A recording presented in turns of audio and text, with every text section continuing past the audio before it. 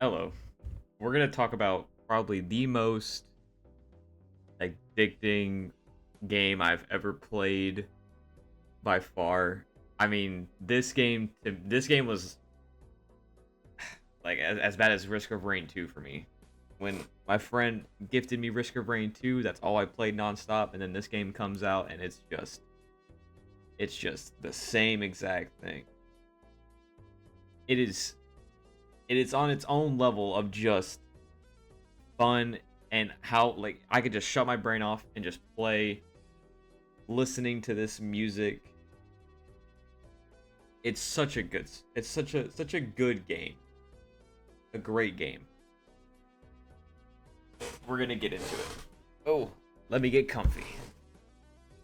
But first, I'm going to mention this because I did mention it in the last videos, but I do have a Patreon. You do not have to subscribe to the Patreon at all. Again, this is still fairly early on. This is mostly a joke. But if it picks up, then I'll start uh posting stuff on there as well. Maybe like a couple days early. Or at least videos like this. Comprehensive PowerPoint videos like this, I will post on there earlier than most. Ad free. I do know we have one member. Shout out to Rocky. Or Jaime. Shout out to Rocky. One of my day ones. But like I said, don't have to, but it is appreciated if you do. That being said, let's actually get into it. So what is Balatro? From Local Thunk, the developer himself, it is a poker roguelike. It is hypnotically satisfying deck builder where you play illegal poker hands and discover game-changing jokers and trigger adrenaline-pumping, outrageous combos. From the Steam store page or Local Thunk developer. Um, Also from me, it's just a very, very fun, very good game. So, a lot of different stuff going on here. Poker roguelike. Well, so for those who don't know, a roguelike is a type of game. It's not, I don't want to say dungeon crawly, but some roguelikes are kind of dungeon crawly. The whole premise of roguelites and roguelikes is you start up the game, do a run, get as far as you can, die, and then your game kind of saves your progress through achievements or tasks that you've done, and you get to basically restart your run with said achievement, like new stuff added because of these achievements. I would like to think that you guys know what poker is, so I'm not gonna explain poker to you. Um, but it to call this a deck building game is it's so funny because it's just when you start a game of Balatro, you just start off with a regular deck of cards. It is a 52 card deck, four of every card from your ace to your king, or your ace is your face cards, and from 2 to 10. That is the deck. Four of all the suits are there. So deck building, where does deck building come from? Well, the deck building aspect is when we can lead into illegal poker hands. And I'm going to tell y'all why Balatro is addicting because of these said illegal poker hands. It's so weird that these types of hands are just so fun. It's weird. Whenever I play this game, I always go for these types of runs because they usually end up giving me the most fun results. Now, I normally play high card. Usually, if you look at like my stats in game, it'll show that I've played a lot of high card. High card runs usually just net you the most points, but the most fun runs are usually the ones where you can just play 5 cards and have it be super, like, just kind of weird. Because they usually never get super far, but they work. And we'll get into point scoring and all that in the future, or not in the future, but in the future of this video. And why this game is just fun.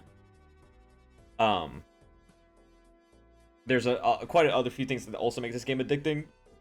As far as I mean, it's basically the same game every single run. That's what most roguelites are. It's just the same stuff repeated over and over again. So I'm gonna try to explain it a little bit better. I feel like I'm stumbling on my words, so we'll just get right into it.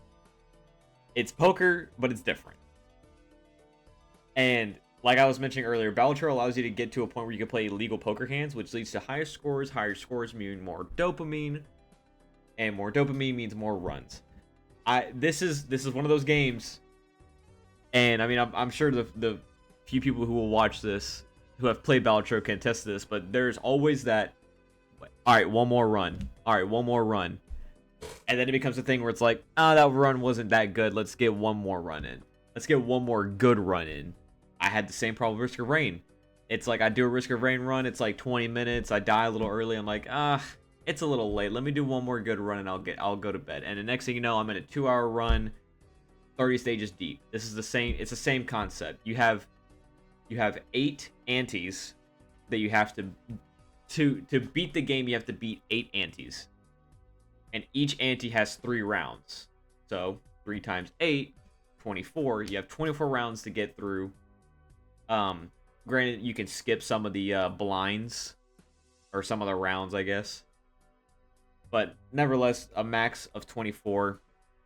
Granted, with some of the other stuff in the game. Anyways, and you could you could lose on ante 4. It's like we'll try to get one more good hand or good run in, and next thing you know, you're on like ante 18 and just fucking playing the same fucking card to see how high you can get. See if you can basically micromanage your points and your deck to see how good you can make it.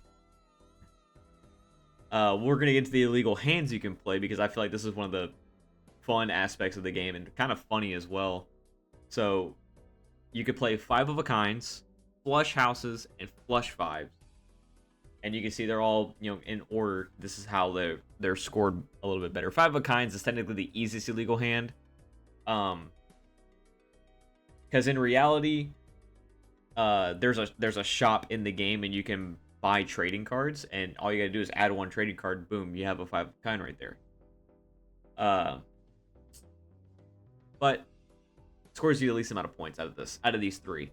Flush house is a little bit hard. You have to get 3 cards with the same rank, 2 cards with the same rank, all in a single suit. I have probably I've maybe done flush house a handful of times. I have about 300 hours just in the game, and I haven't even been on it in about a month or so. I haven't played in a while. But even then, like, flush house was not a super big goal for me for most of the times. Usually it's been an accident whenever I get it. And then flush 5 is usually what you want to shoot for. There's ways to modify certain cards. I'll get into that later. And there's ways to copy said modified cards. So if I have, a really good 2 of clubs, well, I'm going to keep copying that 2 of clubs. Eventually, I'll get to a point where I have, 5, 6, 7, 8, 9, 10, 2 of clubs, and I'm able to just consistently play flush 5s every turn. And with the jokers that you have, well, flush 5 is also just good. It's just a good, solid base scoring hand. But with the other jokers you're gonna have with you at the time, if you can get flush 5, you'll probably win the run. And that's like I said, getting to this point where you're able to do stuff like this is one of the things that I find very fun in the game, because it's a goal to work towards. Obviously, the goal is to be ante 8. That's at least bare minimum. Ante 12 is a lot of people's goal as well, because that's once you get past ante 12 is when it actually picks up and starts scaling. The score requirement starts scaling higher and higher. But ante 8 to beat it, ante 12 if you want to say this run's been good, in my opinion. We're gonna talk about some high scores and what I mean by high scores. Like I said, each ante is kind of like your stage, I guess, and each stage has 3 rounds or 3 blinds to them. And you can get to a point with this game where you can just hit insanely high scores, For example, sorry the image is a little bit stretched, but anti-level 27 to 39, you can see right here your score requirement on the boss blind for, or I'm sorry, I'm reading this wrong.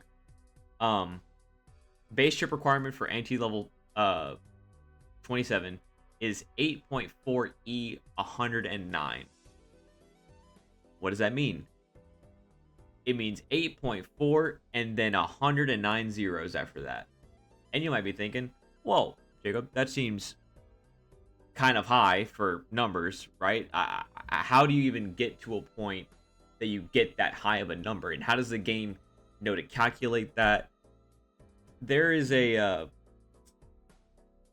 shows it right here. In Anti-9, the score requirement exceeds 2 to the 1024th power, or 1.8 E308, which is the largest number that can be represented in a double precision floating point format. Now, I know nothing about coding. I know a little bit about numbers and math. I tried looking at this to hopefully explain it to you.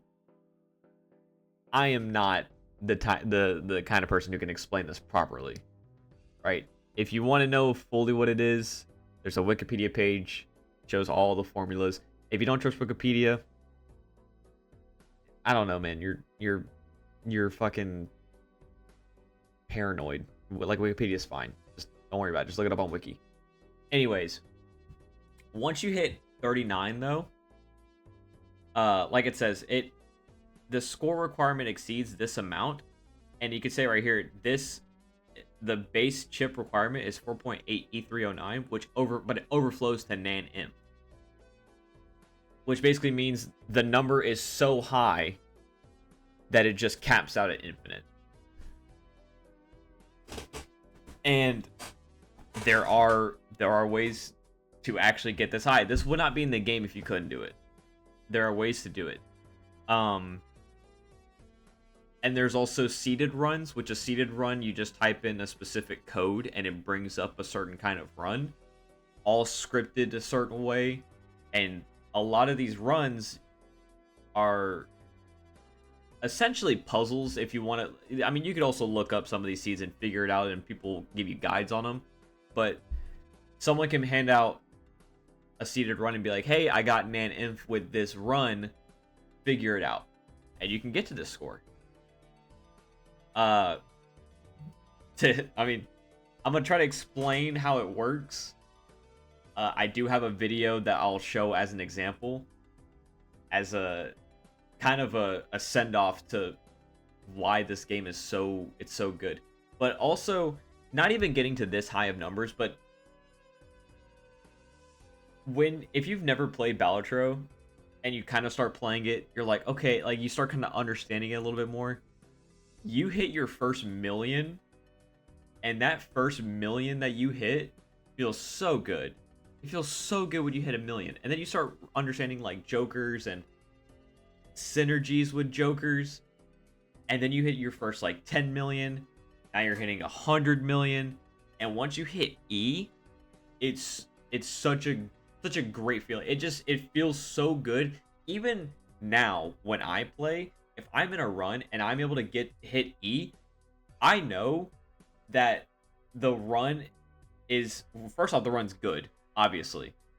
But I know that it's a matter of, now that I've hit E, I could just focus on certain things in the game to try to optimize it, to make it go a little bit further if I can. Some types of Joker synergies and whatnot, which, like I said, get into in a minute, can only get you so far. That's fine. Not every single run has to be going to anti-39. And quite frankly, that stuff takes a while. I've been in some very long Balatro runs. You don't need to get to anti-39. This is the number of 2 to the 1024th power. That's what this number equals.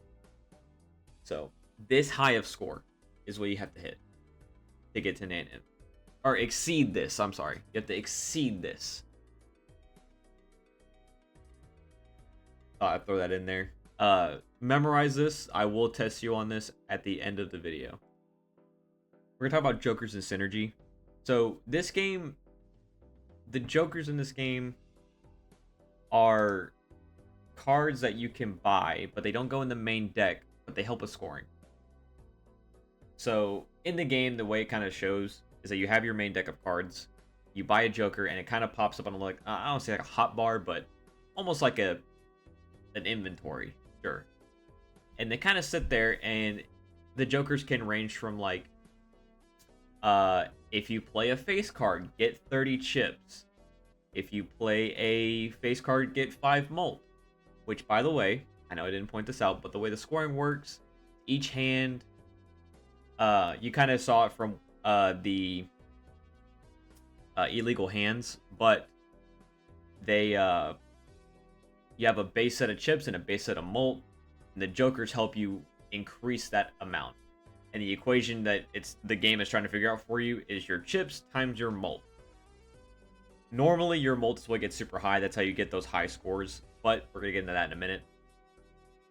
Right now, just going to kind of explain. I'm kind of doing this a little bit in reverse because I'm going to have to explain a lot of stuff later, but that's okay. You clicked on the video to hear me yap, so you're going to hear me yap. The Joker rarity ranges between common, uncommon, rare, legendary, and I want to preface this by saying every single rarity has good jokers. Normally, this is what I'll say about each rarity is your common ones usually have a lot of your a few of your good finance jokers, which are jokers that help you get money, which help you buy more jokers or more cards or booster packs or whatever you can in the shop. Your uncommon cards are some of the or uncommon jokers are some of the jokers you can actually build your runs around, as well as the rare jokers. But also, both of those categories just have very solid jokers. I mean, rare jokers, there you have Blueprint and Brainstorm, which are just two jokers that say copy. Brainstorm is copy the leftmost joker, and then Blueprint is copy the joker to the right of this joker. And you're ordering, from me saying that, it does matter that your ordering does matter on how you have your joker set up, which you in the game you can move them around. Their jokers will be the main reason for scores, but challenge runs can be done without them.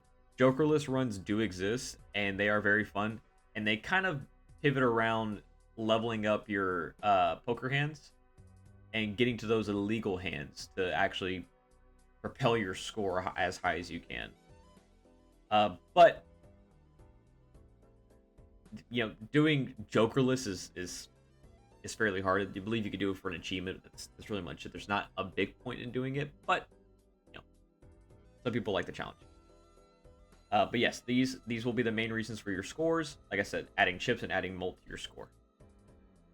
And we're gonna get into some of the fun and synergistic combos you can do in this deck, and I'll also explain what these jokers do as I show you, to kind of give you an idea of why scores can get so high, and also explain the scoring in general, because that's what I find getting big number fun.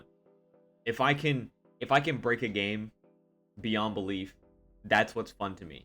And some might say, oh well, if you break the game and you get this super high score, then what's the point of playing it again? Well, next time I might get an even higher score, right?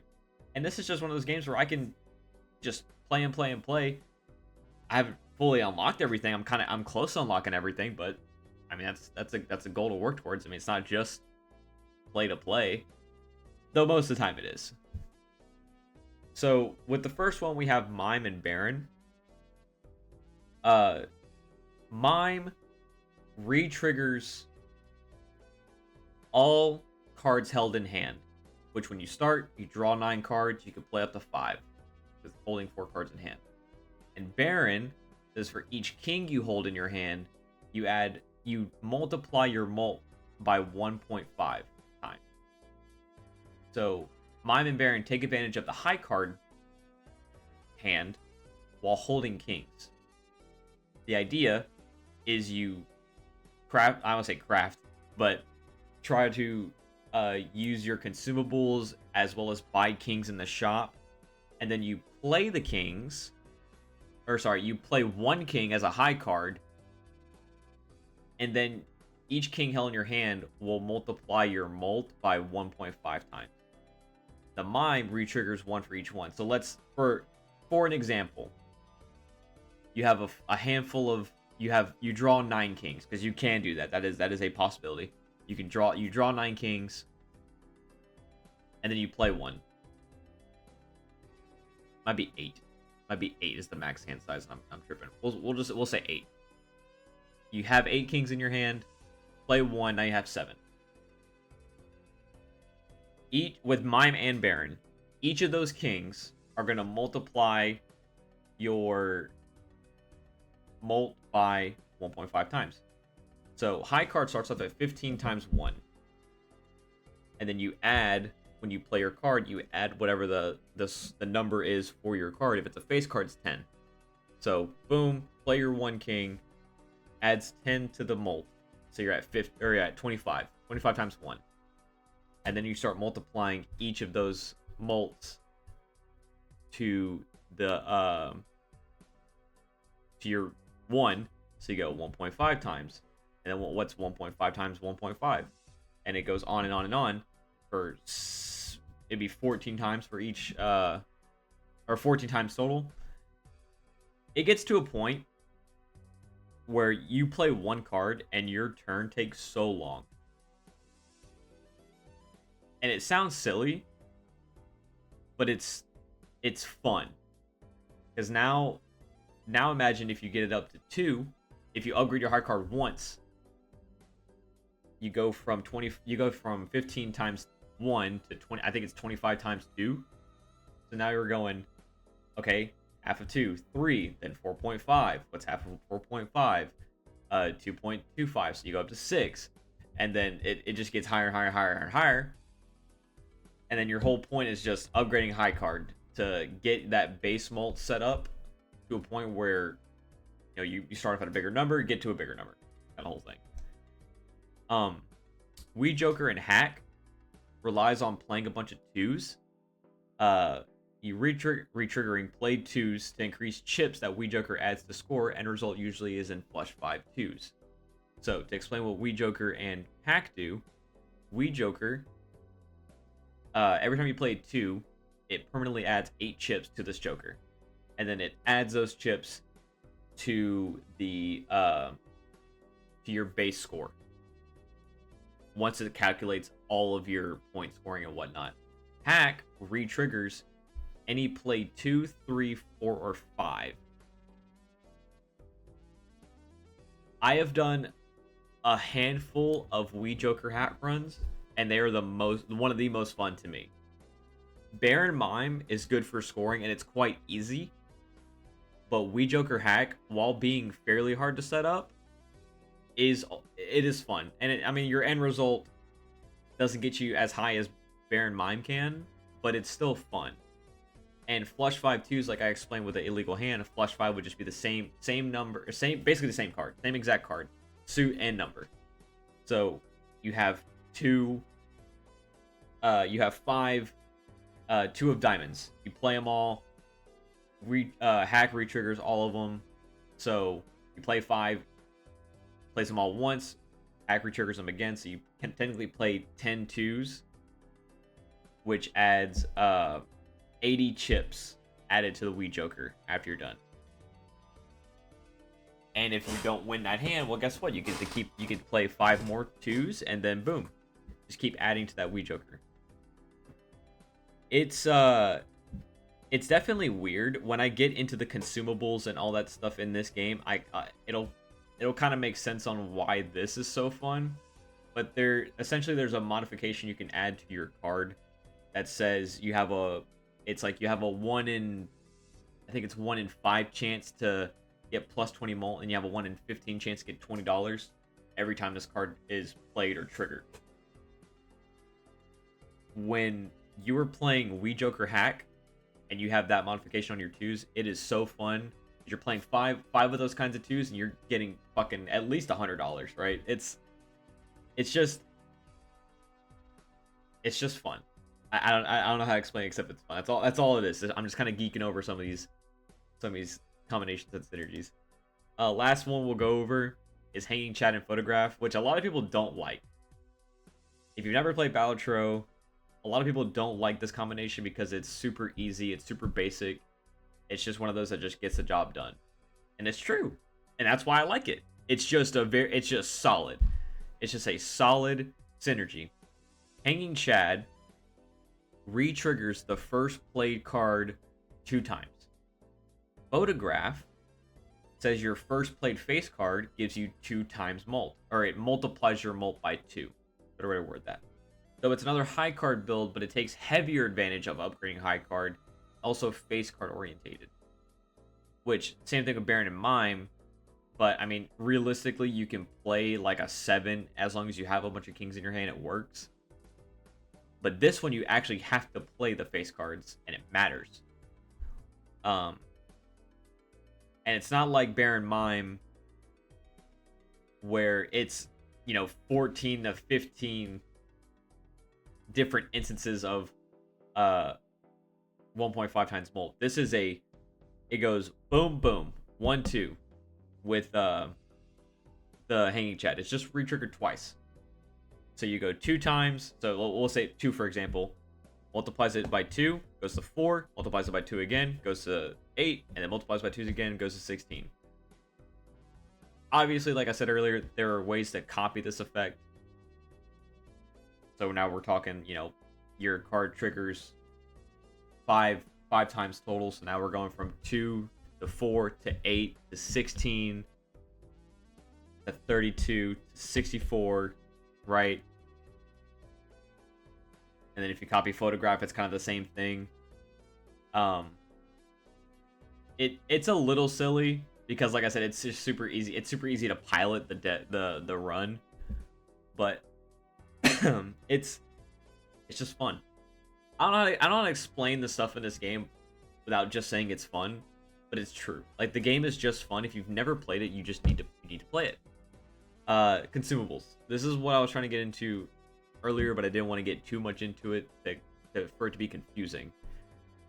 A lot of these consumables are why the game is fun.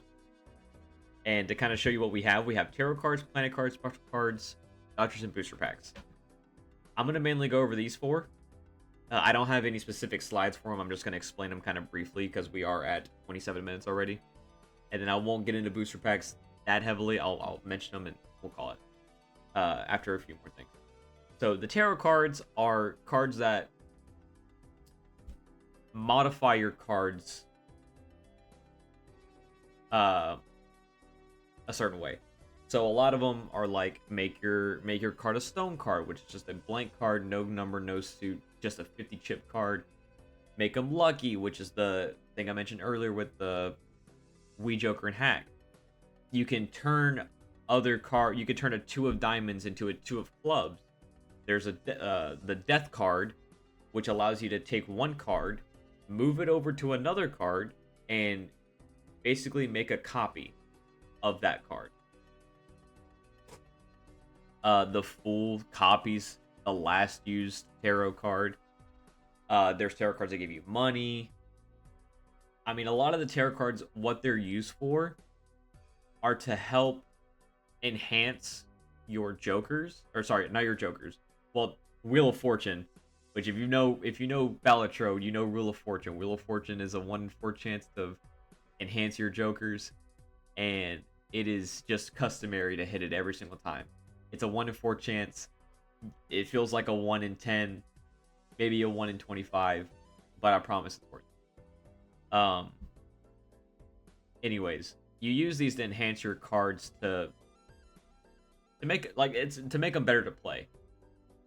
With Baron Mime, there's a modification or enhancement, I guess is the better word, an enhancement that turns the kings into steel, which when held in hand, steel cards give 1.5 times mult.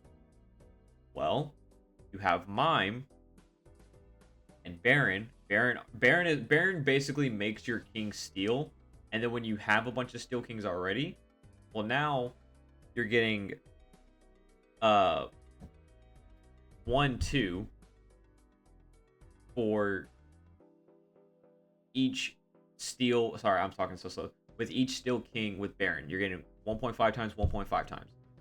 With Mime, that goes from 1.5 times, 1.5 times to 1.5 times, 1.5 times. Mime triggers 1.5 times, 1.5 times. I'm pretty sure you get 4 total, or maybe one extra one. I think it's 2. Anyways, you to not stall with numbers, I'll put it like this: it makes your score incredibly high. There's also gold. If you hold a gold card in hand, it gets you money. There's just a lot of stuff. There's a lot of things you can do with tarot cards that help you propel your run into the stratosphere. Planet cards, the planets in this game align with certain hands. Like Pluto is your high card, Mercury is your pair, Jupiter is your flush, Saturn's your straight. You essentially, whenever you open up a booster pack or a spectral pack, that's what they're called, you'll have these planet cards in there, and then these upgrade your base, chip, and molt values for your hands played. And obviously each planet scales differently, and each hand scales differently, right? But I mean, like high card, you only get plus 10 chips and plus 1 molt, but it's still one of the best ways to play, if that says anything. But using these also helps you with like earlier parts of your run, where you're usually going for like flushes or straights just to get quick score. That way you can hurry up and get to the shops and buy the jokers you need. Not much else to say about that. They just help you with your score. Oh, I will say this: when you first play an illegal hand, they actually add that said planet card for that hand in the pool for planet cards and special packs and shops and whatnot. Normally you can't just buy a illegal hand planet card, which would be Planet X, Eris, or the last one is I can't think of the last one. Ceres, I think. I don't know. Like I said, I haven't played it in a few months, so it's a little bit hard for me to remember. But they don't get added to the pool until you actually play the hand, which is, you don't think about it, but it is a nice touch when you're playing. It's not nice touch when you accidentally play a different illegal hand when you're trying to go for another one. That's when it kind of sucks. But anyways, spectral cards are, I don't know what kind of cards these are as far as like real world. I don't think they really are anything, because obviously planets fucking exist and tarot cards exist. I don't know what spectral cards are comparative to us, to the real world. But anyways, these enhance everything. It's kind of a weird way to put that, but there's spectral cards that whenever you open up a spectral pack, you draw a hand, and it could say turn all of these cards into the same card, or put a type of seal on said card. And the seals, the seals do specific things to each card, basically further modifying any card. Add a certain modification to your card as well, like foil or polychrome, which, knowing Balatro, you know this. If not, basically more points. The whole point of this game is to get more points. Everything in this game is about getting more points. That's all it is. There's ones to get money. It's basically just incredibly strong tarot cards. Better way to put it. There's some that's like destroy 1 card, make 3 face cards. So if you're going for a face card build, it's not really a bad option. It could also get you started. They're enhanced face cards, I should say. So it could also get you started on one copy set enhanced cards. And like I said, I apologize for not really fully pulling up everything. I just kind of knew I was gonna yap about this, so I didn't want to make this video too long for the people who will watch it. One of the last things I want to point out of this list, besides booster packs, which like I said, I'll briefly mention, is vouchers. And vouchers are You get one every ante, and these add a permanent upgrade to your run. So something like permanently add one discard to your hand or to your game. So now you can discard more cards to help fish for a better hand in your deck. Add one more hand to play. Awesome. Now you can have another, yeah, basically an extra chance of getting the score you need. I mean, there's one that adds a Joker slot, which is obviously super good. The more Jokers you have, the better. There's ones that raise like your interest cap for your money gain. I mean, there's a lot of vouchers that are they're very good. Usually, whenever you play, you just want to pick up the vouchers most of the time. Tends to be the best option. Booster packs are all basically that you either have your standard packs, which has playing cards, or you have Arcana, Celestial, Spectral. I think I was calling these Spectral by accident. These are Celestial packs, Spectral, and they all have their own separate things of cards and separate pile of cards you can choose from to affect whatever hand you draw. Except for Celestial. Celestial, you just draw like 3 to 5 planet cards and then pick 1 to 2.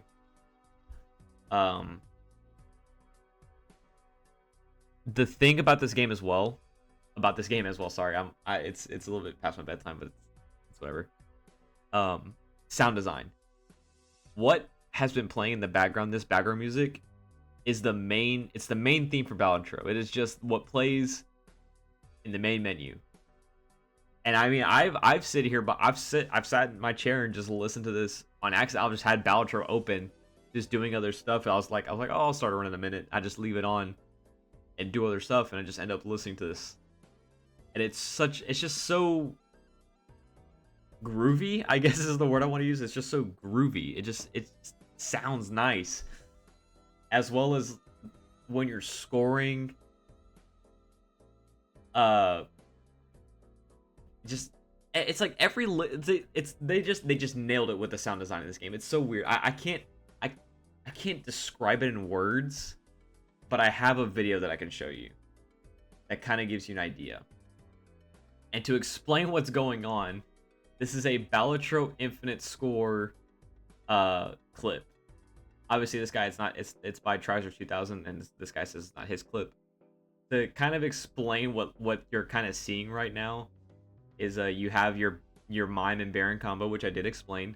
Blueprint, which copies the Joker to the right of it, which is Mime, which means these are all these are kings, by the way, are gonna re-trigger again, and then Brainstorm, copying Baron will trigger all of these guys for another 1.5 times for each one. So I'm gonna let the video kind of show itself, and then we're gonna call it.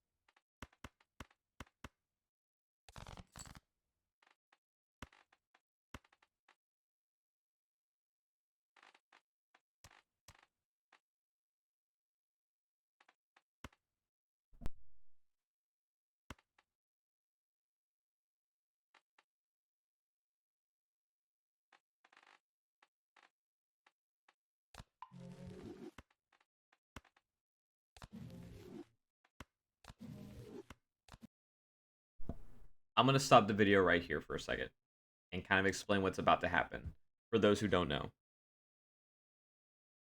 The reason he has all these consumables is this Joker right here, which is a legendary Joker that did not get into, but okay. All you gotta know is the legendary Jokers are a little bit crazy. This one specifically says, whatever consumable you have, make a copy of it, a negative copy in your inventory. He's copying Cryptid. Cryptid you select a card, activate cryptid, and it makes 2 copies of the said card. So as you can see, he has a hand of 13 out of 9. And he's about to use all of these to make all these kings. So we're looking, he's at 43 out of 45. So just for the math, 43 times 2 is 86. He's about to make 86 of these kings, which are double re-triggered, and then the red seal on the card also re-triggers the card itself. Steal, so it's about to get 1.5 times for being held in hand, 1.5 times from Baron, 1.5 times from Brainstorm, and 1.5 times from Brainstorm. Because these are copying the Baron. What I'm going to do is skip to where he gets to the end of it. Okay, he's at 61, 75, 87, 99. So, really, he's gonna play, I think he's gonna play this Molt King right here. But he has, after this, he's gonna have 98 cards in hand, and then he has 2 cards that aren't kings. So 96 of these triggers, plus another 96, plus another 96, plus another 96, another 96, another 96. Right? I think I kind of worded that right. All you gotta know is that he's about to make a really high score. I'm gonna let it play for a little bit, and I'll get to the end result, because he's about to play this card, and it takes him, as you can see, we're at 2 minutes. The rest of this video is 5 minutes and 26 seconds. It's gonna take him 3 minutes to score this hand. And mind you, he's starting at 28, so his high card is 28, which honestly, to be fair, isn't even that high for what you normally see, right? And mind you, anti-17 has to hit E25. Okay. I'll play it for a little bit.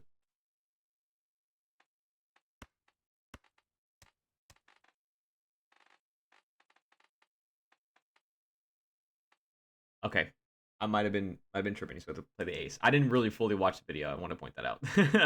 I just try to find an example video.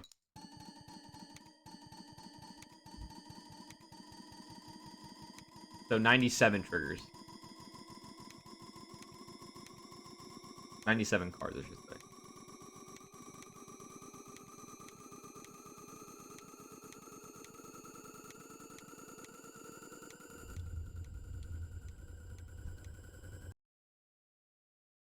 I'm pausing it for a second. For those who don't know, the flames means he's already passed his score.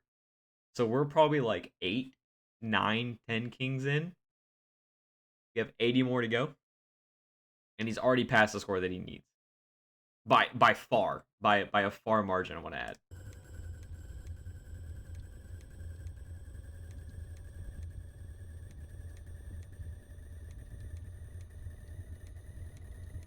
We're just gonna...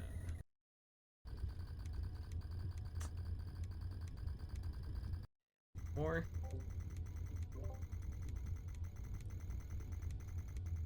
And a little bit more. Almost done. And there you go.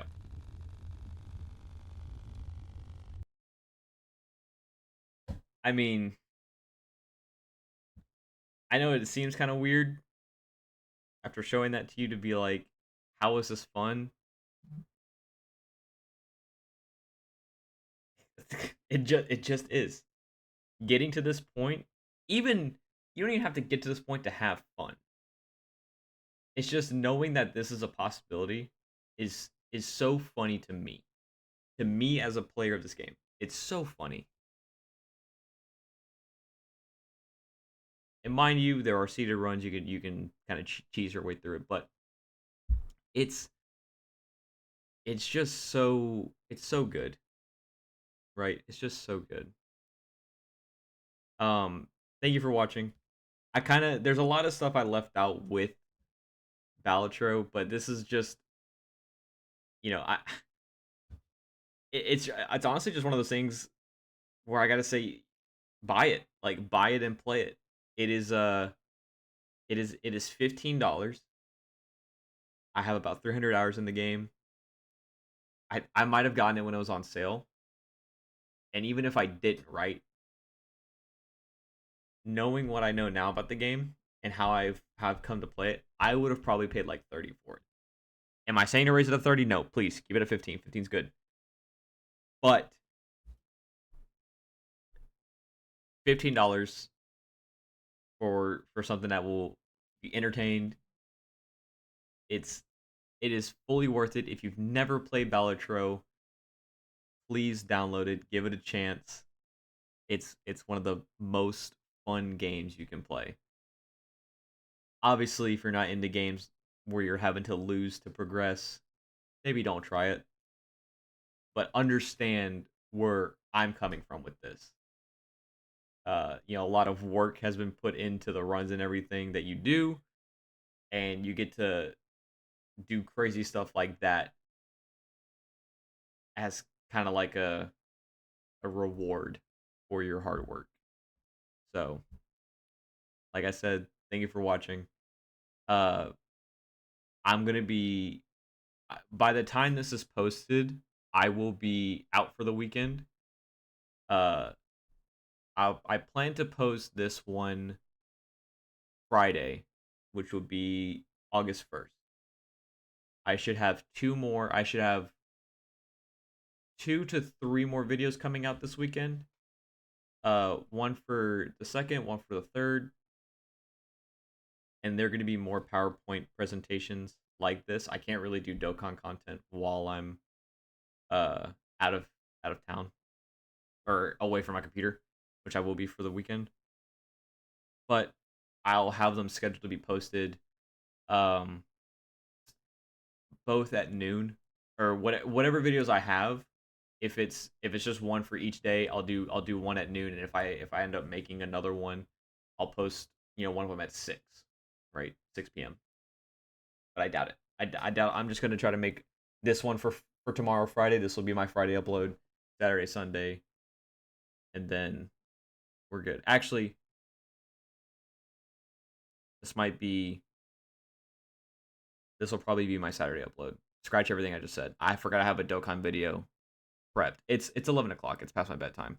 I have a Dokkan video kind of made, just hasn't been posted yet. So I think I'll have that uploaded for tomorrow as just my one upload. This will be probably for Saturday, excuse me, or Sunday, and then I have another PowerPoint that will be either for Saturday or Sunday. However I feel desired to do. This one is a more serious, more passionate one that I actually just enjoy playing the game. So I like to talk about it, even though I didn't get to, like I said, didn't get to a lot of it. But the next PowerPoint will probably be a joke one. It'll just be something to be kind of funny. So we'll see. Anyways, thank you for watching. If you're subscribed to the Patreon, appreciate it. Shout out Rocky again for being my one member that I have on there right now. Uh, thank y'all.